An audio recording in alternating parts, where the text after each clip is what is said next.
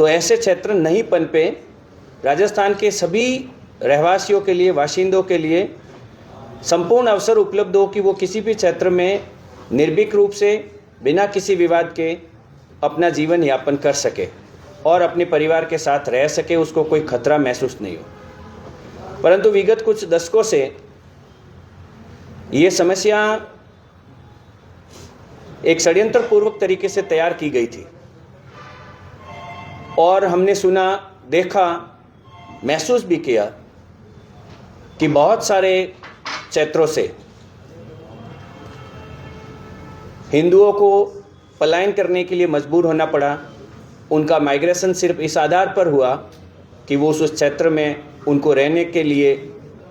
नहीं रहने के लिए उनको मजबूर किया गया और वो अपनी संपत्तियों को औने पौने दामों में या ज़बरदस्ती उनको मार के जब भगाया जाने लगा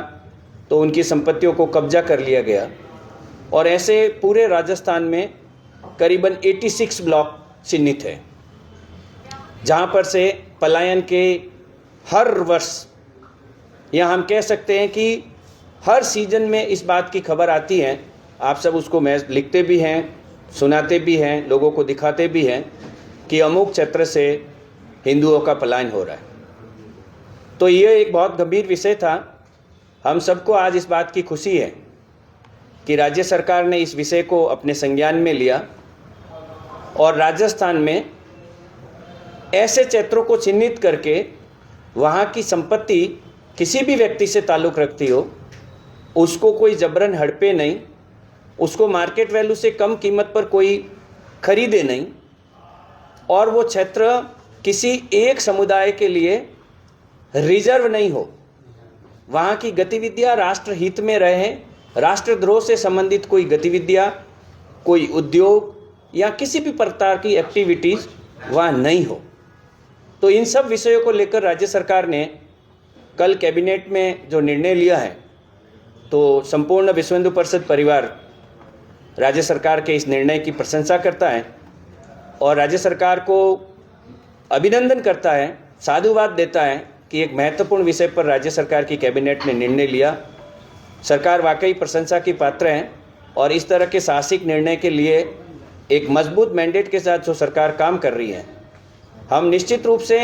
ऐसे विषयों पर सरकार के साथ मजबूती के साथ खड़े हैं और सरकार का हर समय सहयोग भी हम करते आ रहे हैं। तो आज जो विषय आपके सामने है, उसको सरकार ने ये तय किया है कि कैबिनेट के अंदर इसको कानून बना के राज्य विधानसभा में डिस्कशन करके, सभी विषयों पर विमर्श करके, विचार करके, सभी पक्षों को सुनकर इस प्रकार की गतिविधि को राज्य में नहीं पनपने देंगे, उसको रोकेंगे।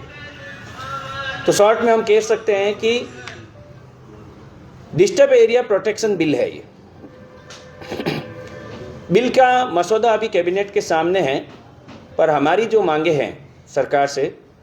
हमें ऐसा भरोसा है कि उन सब मांगों को उस मसौदे में शामिल किया जाएगा। इस बिल की संदर्भ में सबसे महत्वपूर्ण 2-3 विषय हैं जो आपके सामने डिस्कस करना चाहेंगे हम। सबसे पहले, इस बिल के द्वारा राज्य में उन ब्लॉकों का चयन होगा, उन क्षेत्रों का चयन होगा जो किसी एक कम्युनिटी ने जबरन क्षेत्र विशेष बना दिया है, या जिसको हम रोज़ सुनते हैं कि ये संवेदनशील क्षेत्र है, इस क्षेत्र में रात को महिलाएं प्रवेश नहीं कर सकती, इस क्षेत्र में रात को कोई यात्री प्रवेश नहीं कर सकते, और इस क्षेत्र में रात्रि में जो अवैध गतिविधियां होती है उस पर पुलिस का भी नियंत्रण नहीं होता। तो ऐसे संपूर्ण राज्य के जो क्षेत्र हैं उनको इस बिल के कानून बनने के बाद में चिन्हित किया जाएगा। चिन्हित किए जाने के बाद में वहाँ पर रेस्ट्रिक्शंस अप्लाई होंगे, और वो रेस्ट्रिक्शन, जिसको हम हिंदी में प्रतिषेध कहते हैं, प्रतिषेध अप्लाई होंगे कि वहाँ के वासिंदे को या किराएदार को किसी भी मजबूरी में पलायन नहीं करना पड़ेगा। अपनी संपत्ति अपनी मर्जी से वो बेच सकेगा, ऐसा इस बिल में संरक्षण दिया जाएगा। उसके साथ में इस बिल के द्वारा जो क्षेत्र अशांत क्षेत्र डिक्लेयर होगा, उस क्षेत्र की किसी भी संपत्ति का ट्रांजैक्शन किसी भी तरीके से, सिवाय बैंक में रहन को छोड़कर, जिला कलेक्टर की अनुमति के बिना नहीं होगा। और अगर किसी को इस संपत्ति को बेचना है या खरीदना है तो सबसे पहले उसको जिला कलेक्टर कार्यालय में उसकी परमिशन लेनी पड़ेगी। जिला कलेक्टर बेचने के पूर्ण कारणों का जांच करी जाएगी और जांच करने के बाद में उसकी मार्केट वैल्यू संपत्ति की क्या है, उस मार्केट वैल्यू को चिन्हित किया जाएगा और निर्धारित किया जाएगा कि इस मार्केट वैल्यू से कम वो संपत्ति नहीं बिकेगी। उसके साथ में संपत्ति बेचने के पीछे क्या कारण है, क्या कोई मजबूरी के वश कोई संपत्ति बेच के वहाँ से माइग्रेट हो रहा है, तो ऐसे सब तत्वों की जानकारी होने के बाद ही किसी संपत्ति का वहाँ हस्तांतरण हो सकता है। विश्व हिंदू परिषद सरकार से इस बात का भरोसा रखता है और मांग भी करता है कि इस बिल में कुछ ऐसे विशेष प्रावधान भी किए जाए कि जो अशांत क्षेत्र डिक्लेयर हो उसमें टूरिस्ट या जो यात्री रात्रि विश्राम के लिए होटलों और गेस्ट हाउस में आते हैं, ऐसी कोई गतिविधि को वहाँ अलाउ नहीं किया जाए। जो अशांत क्षेत्र डिक्लेयर हो वहाँ से जो खाने पीने की होटलें हैं, पर्यटन से जुड़ी हुई इकाइयाँ हैं जिसमें गेस्ट हाउस हैं, होटल हैं, हम कह सकते हैं कि टूरिस्ट सेंटर हैं या रात्रि विश्राम के लिए पीजी चलते हैं,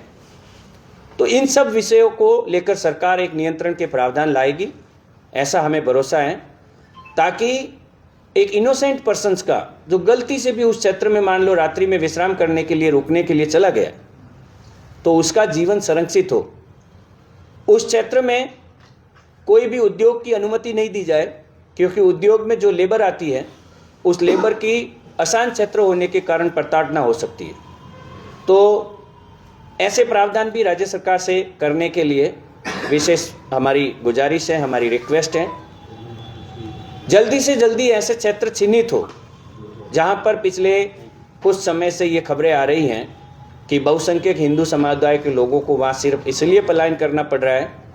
कि रहने की परिस्थितियाँ अनुकूल नहीं रही हैं। और विशेषकर बहुसंख्यक हिंदू समाज में भी वो वर्ग रहता है जो वंचित समाज से हैं, शोषित समाज से हैं, उपेक्षित समाज से हैं। तो उन लोगों का संरक्षण हो, उनकी संपत्तियों का संरक्षण हो। दंगा करने वाले लोग, सांप्रदायिक उन्माद फैलाने वाले लोग योजनाबद्ध तरीके से भीड़ एकत्रित नहीं कर पाए, इसीलिए जो अशांत क्षेत्र डिक्लेयर हो उसमें स्पेशल डेपुटेशन हो, पुलिस ऑफिसर्स की चौकी लगे और उन पर प्रभावी तरीके से नियंत्रण हो। इस एक्ट में ये भी प्रावधान करने के लिए हमारी सरकार से मांग है। जब विधानसभा में बिल जाएगा तो निवेदन किया जाएगा कि अशांत क्षेत्र में ऐसे व्यक्ति जो दंगों के आरोपी हो, सांप्रदायिक उन्माद फैलाने या भीड़ तंत्र को अपने कब्जे के लेकर संपत्ति, सरकारी संपत्ति को नष्ट करने का प्रयत्न करने के आरोप में अपराधी हो, उन सबको राजपाशा के तहत दंडित किया जाए, उस क्षेत्र से बेदखल किया जाए और जो संपत्ति उन्होंने वहाँ हथियार रखी है, कब्जा कर रखी है किसी भी तरीके से, वो सारी संपत्तियाँ राजसात हो। ऐसे प्रभावी प्रावधानों के साथ ये कानून समाज की अपेक्षा के लिए है। हम विश्वास और आशा करते हैं कि इन सब अपेक्षाओं को पूरा करने के लिए राज्य सरकार इस बिल को ला रही है। निश्चित रूप से ये सभी प्रावधान बिल में आएंगे और राज्य की जनता के हितों के संरक्षण के लिए एक प्रभावी कानून के रूप में सरकार इसको लागू करेगी। निश्चित रूप से पूरे राज्य को इसका फायदा मिलेगा और साथ में अगर ये जैसे ही प्रभावी होगा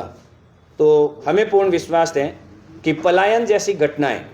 संपत्ति को मजबूरी में बेचने जैसे हादसे और सांप्रदायिक उन्माद और दंगे फैलाने वाले तत्वों पर पूर्ण अंकुश लगेगा, प्रभावी तरीके से कानून काम करेगा और पूरे राज्य में शांति, भाईचारा, सद्भाव और विश्वास कायम होकर सभी समुदायों के लोग एक साथ जीवन अपना निर्वहन करेंगे, ऐसी सबसे मेरी अपेक्षा है। आपने संपत्ति, आवासीय संपत्ति का